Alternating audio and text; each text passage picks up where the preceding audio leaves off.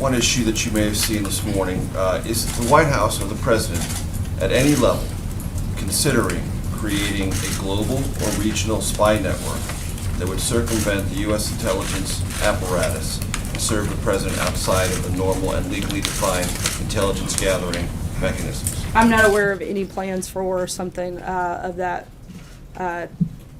definition or anything similar to that at this time. The President would be opposed to that.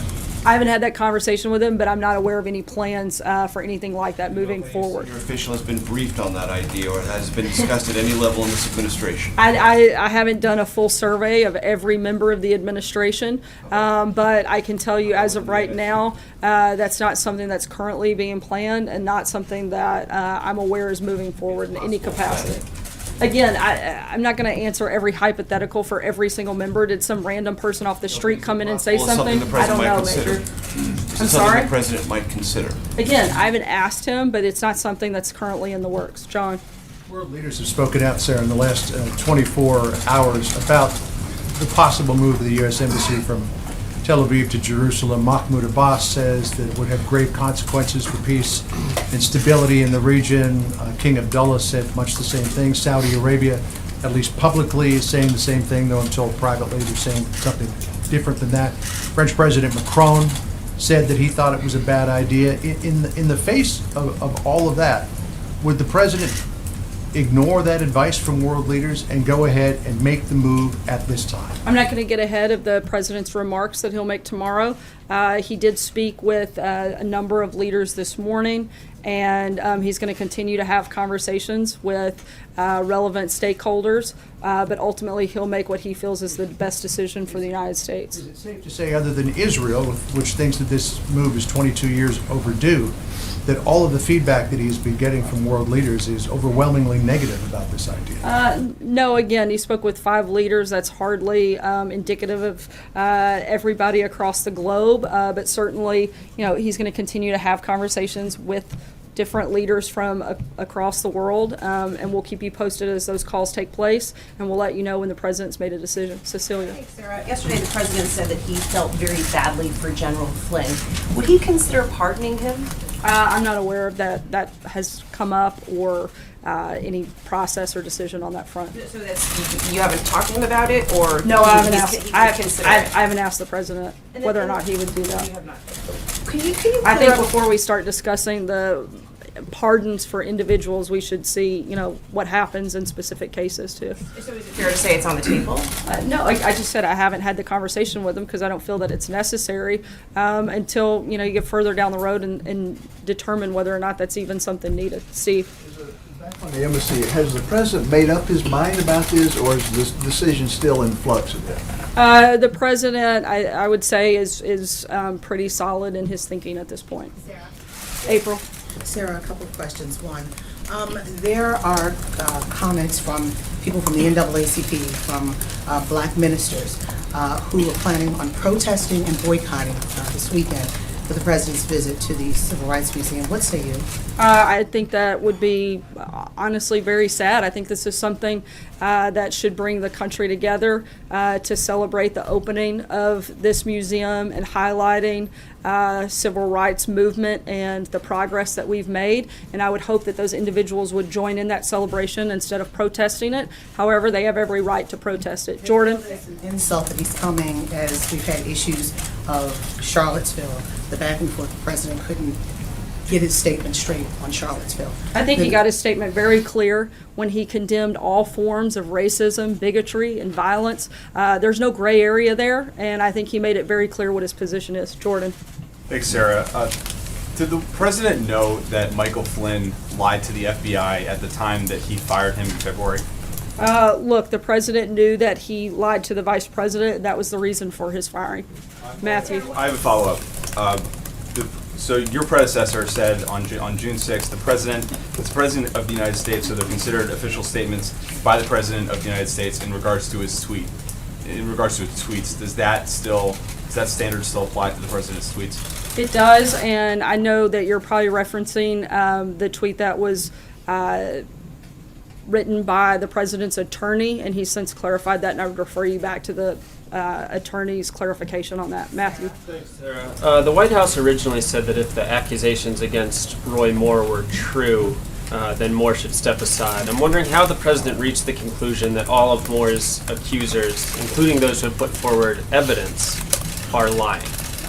Didn't say they were lying. The president's position hasn't changed, still finds those concerning. But as we've also said, the president feels that he would rather have a person that supports his agenda versus somebody who opposes his agenda every step of the way. And until the rest of that process plays out, you have a choice between two individuals, and the president's chosen to support Moore. Even if that person who would support his agenda has done what Roy Moore's accusers have said he's done? Again, we've said that the allegations are concerning, and if true, he should step aside, but we don't have a way to validate that, and that's something for the people of Alabama to decide, which we've also said, and we maintain that, and ultimately it will come down to the people of Alabama to make that decision. David? Yeah, Sarah, can you tell me a little bit about the process and timing as to how the president got to the potential Jerusalem announcement tomorrow? Can you have somewhat of a backstory on that to the degree that you can at this point? I can tell you that it was a very thoughtful interagency process. In terms of specifics, that's something that will be addressed in greater detail later this evening at the background briefing, and then further by the president in his remarks tomorrow. Just a quick follow-up, and evangelicals' role in this, how crucial has that been in terms of the Faith Advisory Council? Look, the president wanted to make the decision that was the best decision for the United States, and I'm not going to get ahead of anything beyond the events later today and tomorrow. John? Thanks a lot, sir. I have a question for you about the special counsel's office. Does the president believe that special counsel Robert Mueller or anybody on his staff is biased in any way against the president? I think we've seen some reports that certainly cause a great deal of concern, and we hope that those are fully looked at and investigated. Blake? Just a follow-up for you, if I may, Sarah. I think it was about 5 or 6 weeks ago that you indicated from that podium on a few occasions that you believed, the White House believes, that Mr. Mueller's investigation will be wrapping up shortly. Since that time, we've seen that a very high-level aide to the president, former aide to the president, the former national security advisor, has entered a plea deal with the special counsel's office. Do you still believe that this investigation is wrapping up soon? We do, and I'd refer you to the comments that were made by Ty Cobb, where he indicated as such over the last few days. Blake? Sarah, thank you. Let me ask you 2 questions on so-called red lines. If Robert Mueller ends up looking into the president's finances, or if he has already looked into the president's finances, does this White House believe that is a red line, and if so, why? Look, I think it's important to note, and hopefully you guys have seen this statement that Jay Sekulow, a member of the president's legal team, has put out within the last hour, that they confirmed that the news reports that the special counsel had subpoenaed financial records relating to the president are completely false. No subpoena has been issued or received.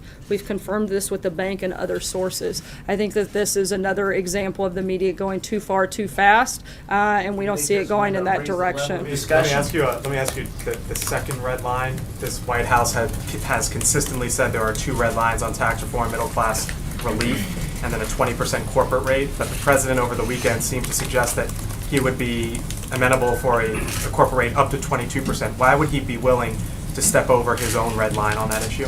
Look, the president said I guess maybe a couple of hours ago that we're firm and we feel strongly about the 20%, and we're very excited about the progress we've made on that front, and think that we'll get there on both sides in the House and the Senate. Mike? Sarah? So two quick things. One, does the president believe, as the lawyer from the Solicitor General's office said at the court today, that a baker could put a sign in his window saying, "We don't bake cakes for gay weddings," and that would be legal? I'm sorry, could you say the first part of that question again? My cough kind of drowned you out. So the Solicitor General, the lawyer from the Solicitor General's office for the administration said today in court, in the Supreme Court, that it would be legal, it would be possible for a baker to put a sign in his window saying, quote, "We don't bake cakes for gay weddings." Does the president agree that that would be okay? The president certainly supports religious liberty, and that's something that he talked about during the campaign, has since upheld since taking office. And I believe that would include that. Okay, and Catherine. one other question just on Russia, but not one that you would expect. What does the president think of the decision to ban Russian athletes from the Olympics in 2018? I haven't had the ability to speak with him directly about that decision since it was made here earlier today, but I'll certainly be happy to talk to him and follow up with you on that. Catherine. Sarah, House Republican leaders had to push back a vote in a short-term budget bill this week to avert a shutdown. Does the White House think that a shutdown is a possibility? You know, it's always a possibility, but it's certainly not what we hope for.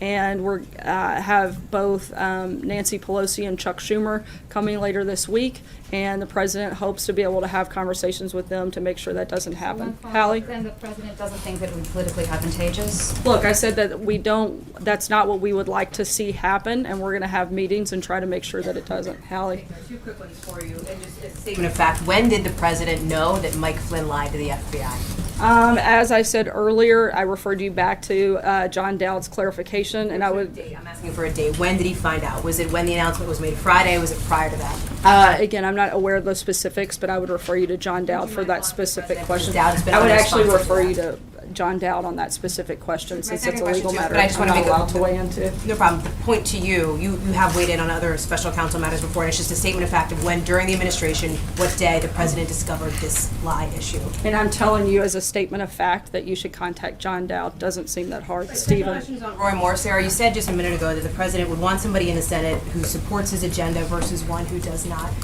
Excuse me, and I just want to clarify here then, is it the White House's position then, sort of formally here, that it is worse to have a Democrat in that Senate seat than somebody who is accused of sexually abusing a teen girl? Look, as I said, we find the allegations to be troubling. And why did the president endorse? Look, I think that those are different things in terms of we aren't going to be the ones to determine that process. That's for the people of Alabama to determine what those things come down on. He does want people that support his agenda.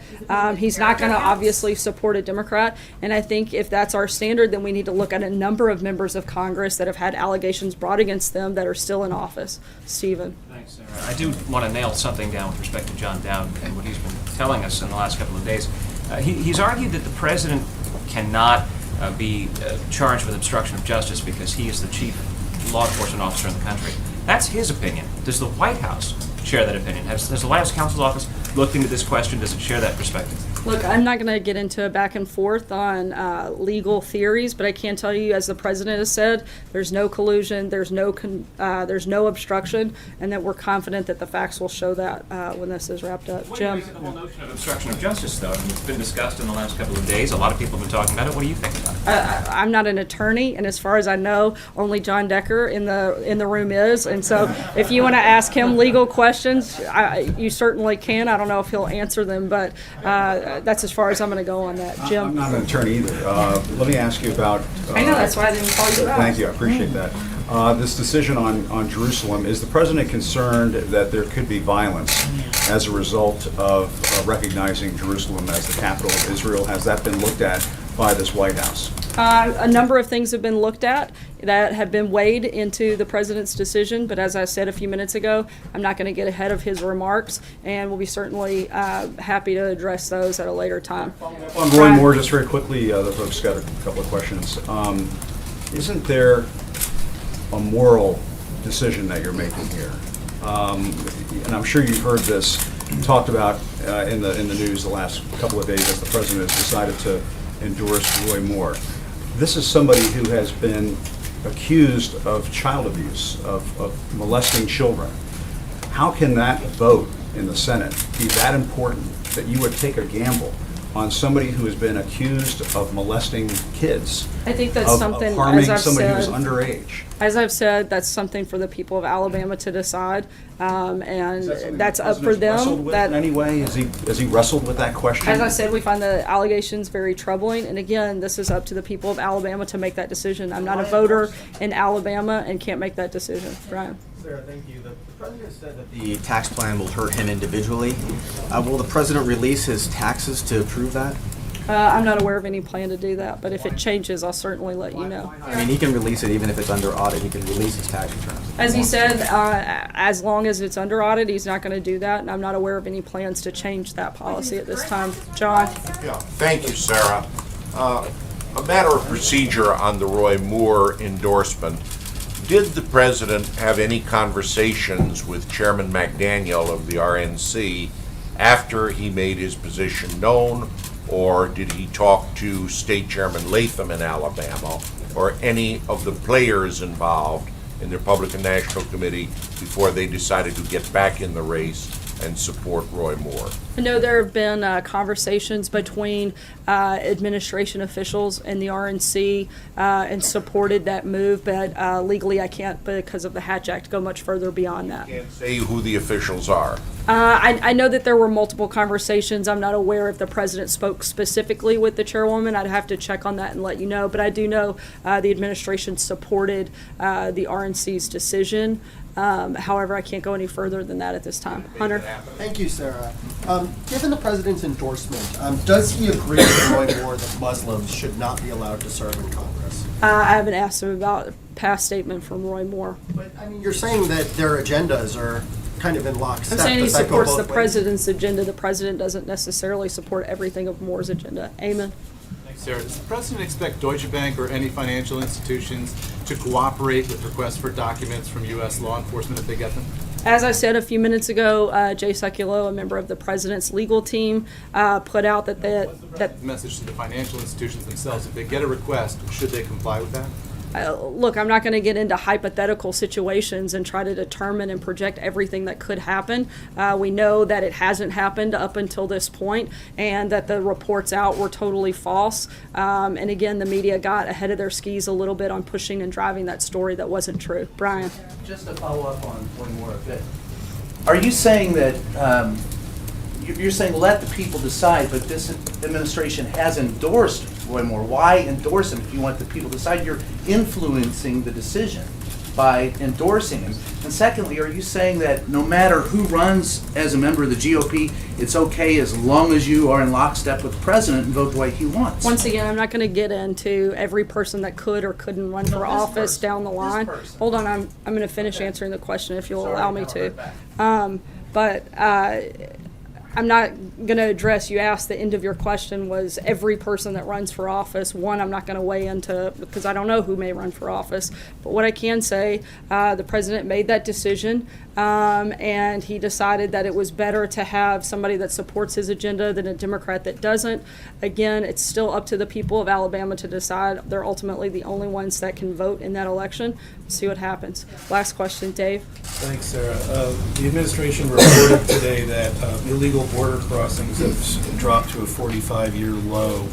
Does that lessen the urgency as we're getting down to spending decisions here about whether to go forward with building the wall in this budget? I think it shows probably the effectiveness of the Trump presidency, and another success story as we wrap up the year, and certainly something that could be looked at. But I think the need for the border wall and border security, as well as responsible immigration reform, still stands, and we still need to look at all the ways that we can protect our national security, and we still feel strongly that that's one of them. Thanks so much, guys. The briefing guys are going to be embarked.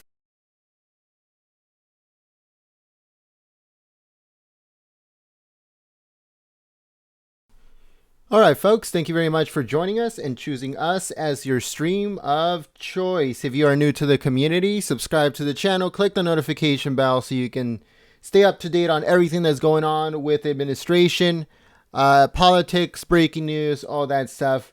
So thank you again for everyone that joined us here on the channel. And if you guys haven't seen our update video on our channel, make sure and go and check it out.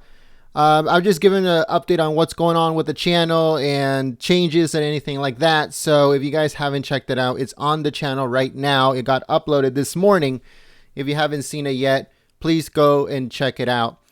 Thank you very much to the moderators for coming out and keeping the chat clean and enjoyable for everyone. And also thank you to all those that shared the stream on social media, Facebook, Twitter, Gab, 4chan, Reddit, everywhere.